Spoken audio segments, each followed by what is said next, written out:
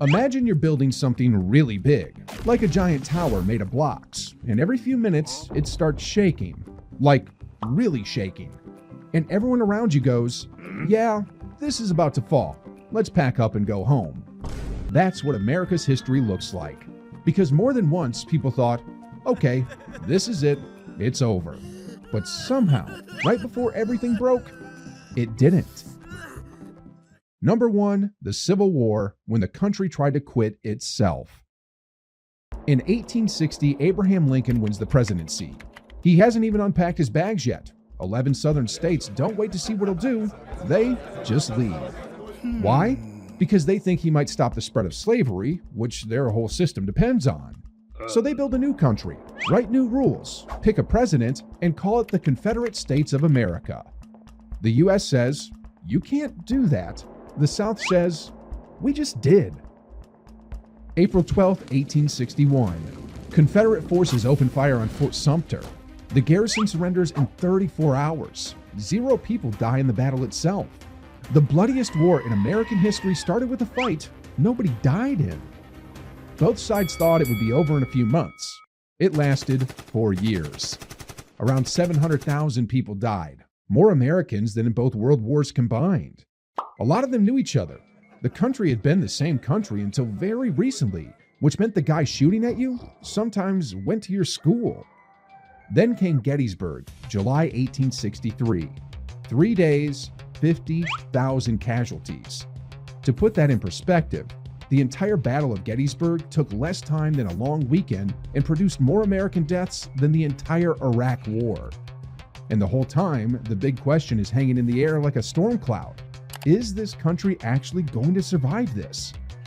Because if the Confederacy wins, the United States doesn't just change, it splits permanently. The idea of one nation? Gone. Democracy? Questionable. And for a while, it really looks like that might happen. It really looked like the country was hanging off a cliff by one hand. So finally, on April 9th, 1865, Robert E. Lee surrenders.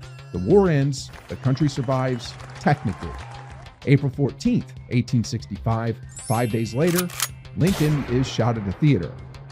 He lived through the war, he did not survive the peace. And if you think that was the closest America ever got to falling apart, wait until the moment when the world had 13 minutes to decide whether it wanted to exist or not. Number 2, the Cuban Missile Crisis, 13 minutes to the end. In 1962, America and the Soviet Union both had nuclear bombs, enough to destroy the planet. Everyone knew this. The whole point was that nobody would use them because the other side would use theirs back.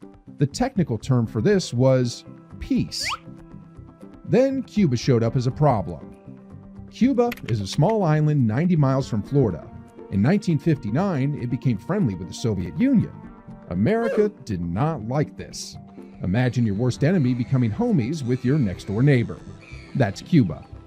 So America sent spy planes. The planes found Soviet nuclear missile sites being built on Cuba. Missiles that could hit any American city in 13 minutes. No time to think, 13 minutes. Kennedy had 3 choices: bomb the sites, invade Cuba, or put a wall of Navy ships around the island and tell the Soviet ships already sailing toward Cuba to turn around. He picked the ships, and for 13 days, American and Soviet ships sat in the ocean staring at each other. Both sides had nuclear weapons, nobody moved. Then, it got worse. A Soviet submarine had been underwater so long it lost all contact with Moscow. No radio, no news, nothing. The captain decided, given everything going on, that war had probably already started. He wanted to launch a nuclear torpedo. 3 officers had to agree. 2 said yes. The third, Vasily Arkhipov, said no. His reason was simple. We don't actually know what's happening up there. Let's not end the world on a guess. The captain argued. The submarine was hot, cramped, and had been underwater for weeks. The crew was exhausted. Nobody knew if they were at war or not. Arkhipov didn't change his mind. The next day, both sides backed down. Missiles were removed, ships went home.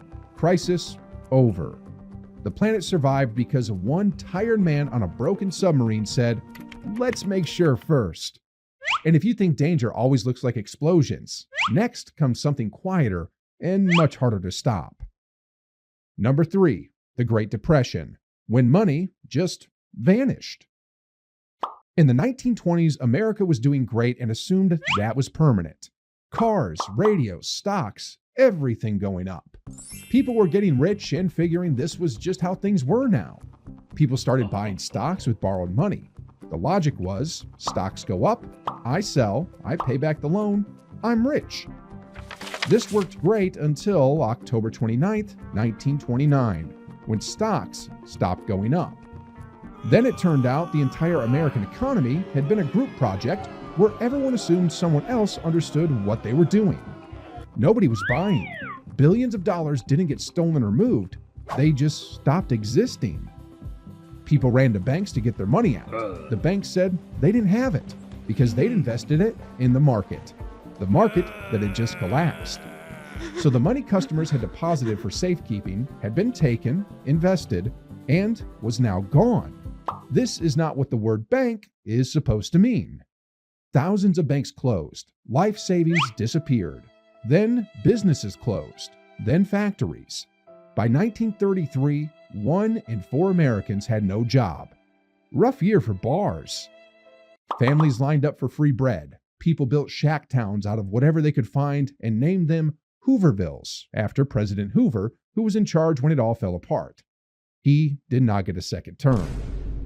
Roosevelt came in with the New Deal in 1933. Government jobs, bank regulations, emergency programs. It didn't fix everything, but it stopped the collapse. The richest country in the world had nearly bankrupted itself by accident. No war, no invasion. Just a lot of people borrowing money and assuming someone smarter was keeping track. And just when things start getting better, the world decides to have a much bigger problem. Number 4, World War II, when the entire world was on fire. It all begins in 1939, when Adolf Hitler and Nazi Germany invade Poland. America spent 2 years watching Europe get conquered and decided it wasn't getting involved. Then Japan bombed Pearl Harbor on a Sunday morning and killed 2,400 people before launch. By Monday, America was in the war. Apparently, it needed to be asked in person. Small problem. The country had just spent a decade being broke. Now it needed an army, a navy, weapons, ships, and planes immediately on the other side of 2 oceans. Factories that made cars started making tanks. Women entered the workforce because the men were being shipped overseas. The whole country reorganized itself in under 2 years, which raises questions about what it was doing before. It still nearly fell apart. Japan controlled most of the Pacific. Germany was consuming Europe the way a fire consumes a building, methodically, in every direction. At multiple points, nobody actually knew who was going to win. That part doesn't make it into most movies. Then, June 6, 1944, D-Day. 150,000 troops landed on heavily defended beaches in France. The largest invasion in human history against a prepared enemy, with no guarantee that it would work. It worked. Germany started collapsing and surrendered in May 1945. Japan watched Germany lose and kept fighting anyway.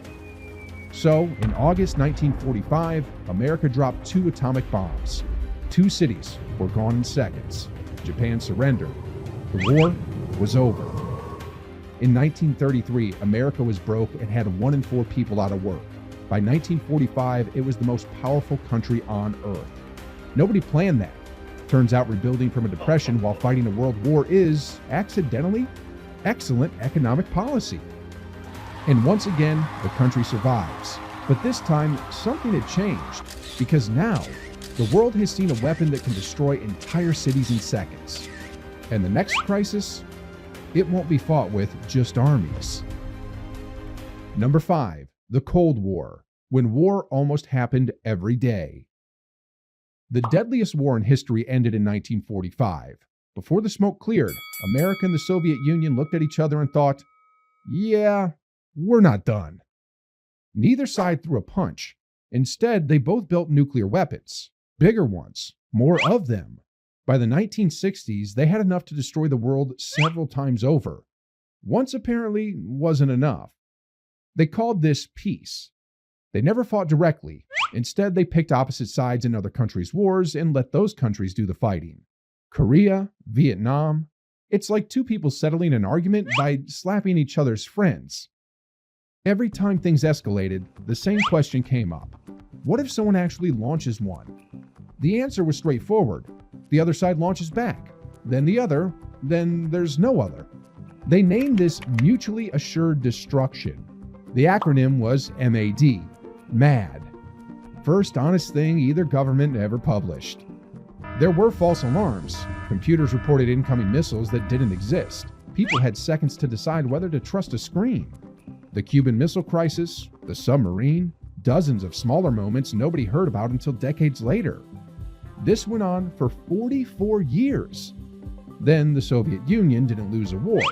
It didn't get invaded, it just slowly stopped working and collapsed in 1991, like a business that ran out of money. 44 years of both sides absolutely certain that the other was about to end the world. Nobody did. Number 6, the 2008 financial crisis, when the system nearly broke itself. Again. Imagine you lend your friend $5. Your friend has no lunch, no pocket money, and once lost a library book. You lend him the money anyway because you're feeling optimistic. That's what banks did, except with houses and billions of dollars.